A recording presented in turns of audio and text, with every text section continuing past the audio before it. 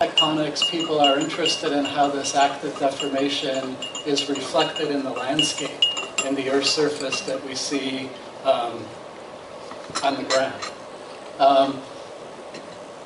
I'd like to start the talk with some kind of foundational stuff, a little bit of a primer on what I'm going to refer to as earthquake geology.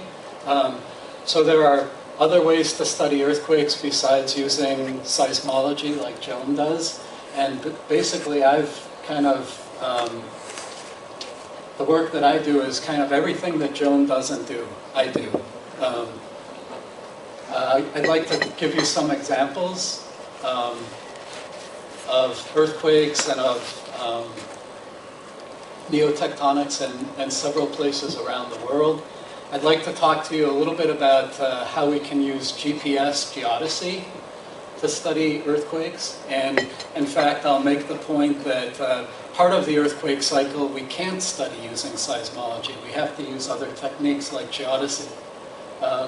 And then I'll turn to the local problem of the neotectonics in Trinidad and Tobago using the tools that I've used are GPS geodesy and what I'm going to refer to as earthquake geology. And finally, I'd like to include a little bit of the application of this sort of work on hazard maps. And you'll hear a lot about hazard maps a bit later in the day. I'd just like to give you sort of a broad perspective on how this kind of work might fit into hazard maps. Okay? I think that's good. So I thought this was an important slide to start with. This kind of lays out the different time scales that we can study neotectonics on. And earthquake seismology, like we heard from Joan, tends to study earthquakes at very short time scales. So the earthquakes that have occurred since 1952, we can study events that happen within seconds or hours. We can maybe extend earthquake seismology back a bit further when we do studies of historical seismicity. What I'm going to call earthquake geology really studies earthquakes at very long time scales, like thousands to tens of thousands of years, using techniques like paleoseismology, looking for fossil earthquakes in the sedimentary record, using geomorphology, which is a study of the Earth's landscapes. So this sort of work is very complementary to this sort of work. It involves looking at earthquakes at very different time scales, and it gives us, I would say, complementary information. And these two branches of studying earthquakes are really sort of, again, complemented by techniques like GPS geodesy. I'll try to convince you that GPS geodesy can be used to study parts of the earthquake cycle that we can't get from seismology. And this technique is, again, very complementary to seismology and earthquake geology. So it's really, I'm going to make the point that it's really by combining all three of these approaches that we can get the best answers. And I'm really impressed by how complementary the work is that's being done in this region.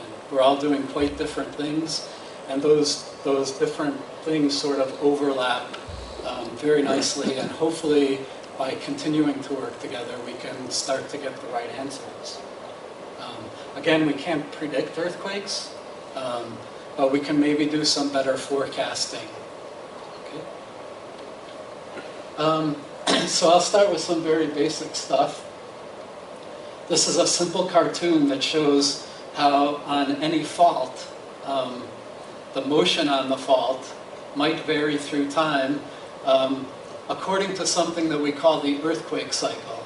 And this model for earthquakes was developed after the great 1906 earthquake in San Francisco by a geologist by the name of Reed. Published a really important paper in 1910, and fundamentally this is the right way to think about earthquakes and how they occur. What happens is we have a buildup of strain, elastic strain, so sort of like a rubber band, and that's what we call interseismic accumulation of strain. And that strain builds up till it can't build up anymore, and it releases the energy or motion during a big earthquake, and that's what we call co-seismic motion. Okay? So the point I'd like to make here is that we can study, using earthquake seismology, we mostly study the co-seismic motions related to the earthquakes that occur. There are no earthquakes occurring during the interseismic period. And we have to use a different technique to study the buildup of strain in that interseismic period.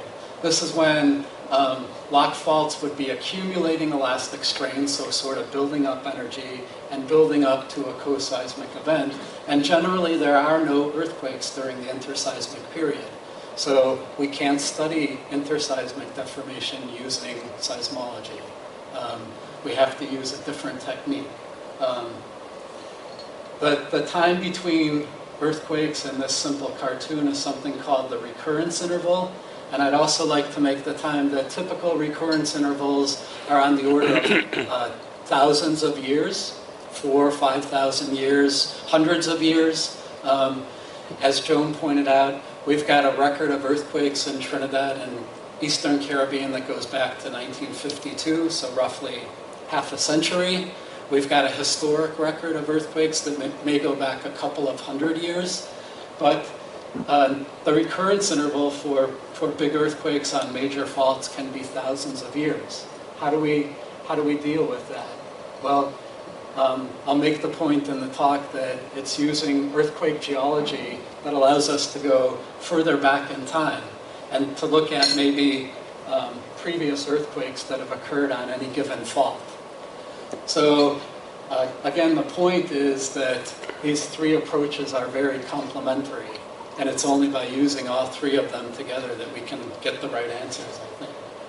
I think that's what I wanted to say.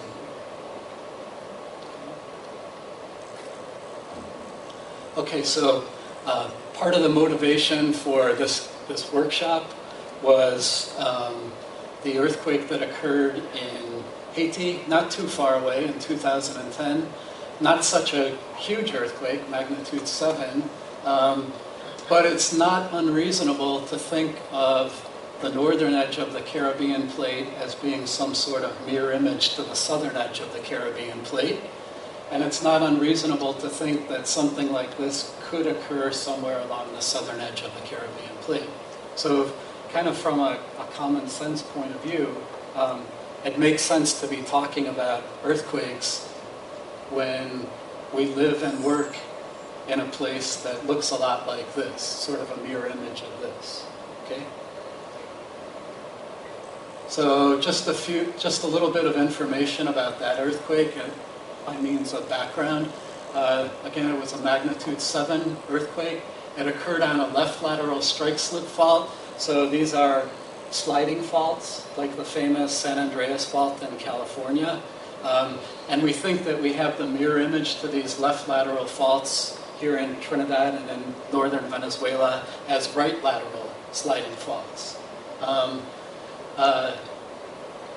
This was a magnitude 7 earthquake, but it occurred very close to the capital city of Port-au-Prince, and as Joan pointed out, proximity of earthquakes to large population centers and industrial centers are sort of what drive the damage that's done. So you need not only big earthquakes, but those big earthquakes, if they occur close to where people live or where major industrial complexes are, that's when we have problems. I'll talk about the shaking on the next slide, because I want to make the point. So this is the map of shaking up to intensity 10. I think that's right. Up to intensity 10 shaking with lots of damage near the capital city. And the point I'd like to make here is that this was an earthquake in 2010. This was an up-to-date hazard map, 2001.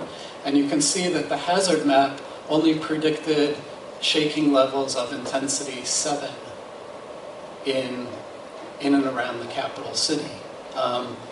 So this was a map that was very carefully prepared, using the best techniques and technologies. I think the problem with maps like this is that they're somehow biased because they're based only on the short record of earthquake seismology. They don't include any of the geology or geodesy. Okay? So I'll show you a couple of examples of maps like this throughout the talk. And ultimately, this is the currency that earthquake scientists can go to the community with and to prepare them for planning for earthquakes. So we have to have good hazard maps in order to help a nation, a community prepare for earthquakes. And how do we make the best hazard maps we can? My point is that we have to include more than just the instrumental record of earthquakes on our hazard maps. We have to go back to the historic earthquakes. We have to try to include the geology, the paleoseismology, and the geodesy that we have. For example, a fault that's in the interseismic period would be completely invisible on a map like this because it's not producing earthquakes. So a fault that's preparing to produce a big earthquake may be invisible on a map like this.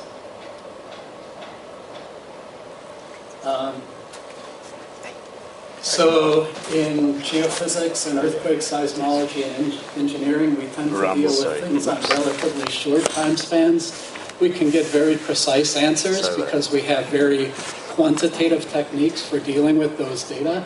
How accurate are the answers we get using these techniques? In geology, earthquake geology, we tend to deal with data that's a little bit fuzzier, more imprecise, but our data tend to cover longer time spans. That data, those sorts of data are probably less accurate or less precise, but maybe more accurate than these types of data. So how can we combine these types of data with these types of data and geodesy to get the best answers, to make the best hazard maps possible? Nice slide.